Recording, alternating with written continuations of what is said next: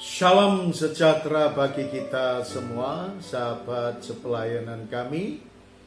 Pada kesempatan ini, marilah kita merenungkan kebenaran firman Tuhan dengan pokok bahasan.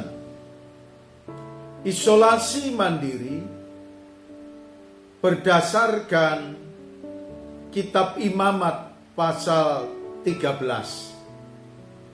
Saudara sekalian yang dikasihi oleh Tuhan, pada saat ini kita diperhadapkan dengan situasi dan kondisi yang sangat luar biasa beratnya berkaitan dengan sakit penyakit wabah yang begitu luar biasa.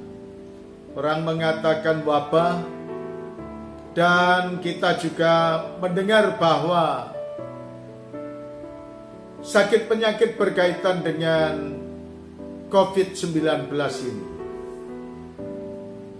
tantangannya sangat luar biasa.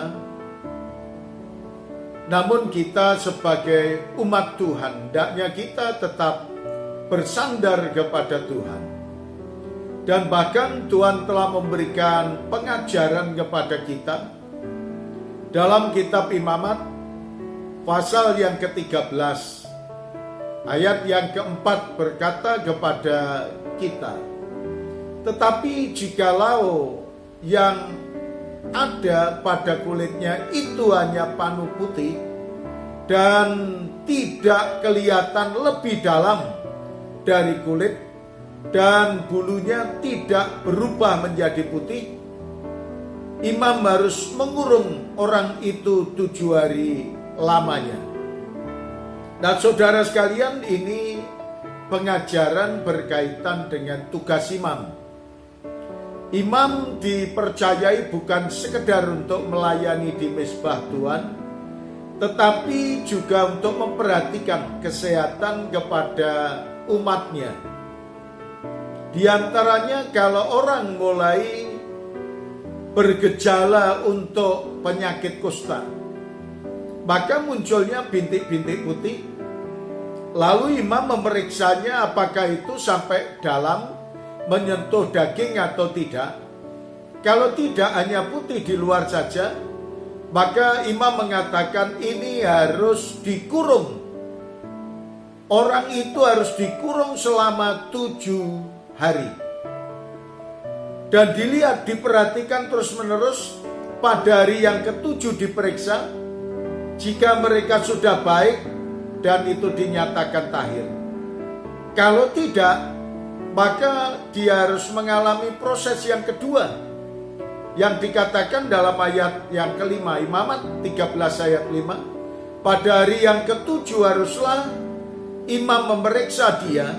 Bila menurut penglihatannya penyakit itu masih tetap dan tidak meluas pada kulit, imam harus mengurung dia 7 hari lagi untuk kedua kalinya.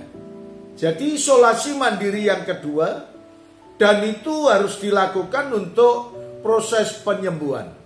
Pada saat ini juga demikian, saudara sekalian.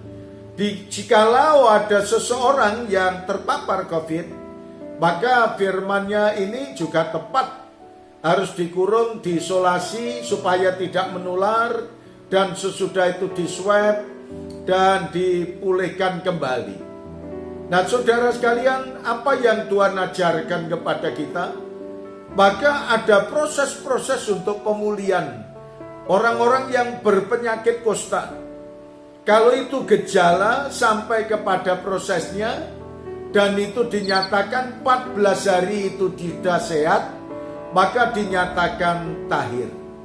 Tetapi kalau 14 hari belum, maka dinyatakan orang itu berpenyakit kusta dan dinyatakan najis. Harus dijauhkan dari lingkungannya, dan bahkan dikatakan dia harus tinggal di luar tembok, di luar kota, supaya mereka bisa hidup dan tidak menular kepada penyakitnya, tidak akan menular kepada yang lainnya. Mari kita ingat, jaga kesehatan dengan baik, Tuhan Yesus memberkati Anda, dan Tuhan Yesus memberkati kepada semua umat yang menjalankan dan setia seperti apa yang Tuhan ajarkan kepada kita. Terima kasih Tuhan Yesus. Kami mengucap syukur atas pelajaran isolasi mandiri berdasarkan kitab Imamat pasal yang ke-13. Biarlah firman ini mengingatkan pada kami agar kami tetap taat dan setia. Terima kasih Tuhan, di dalam nama Tuhan Yesus kami berdoa. Amin.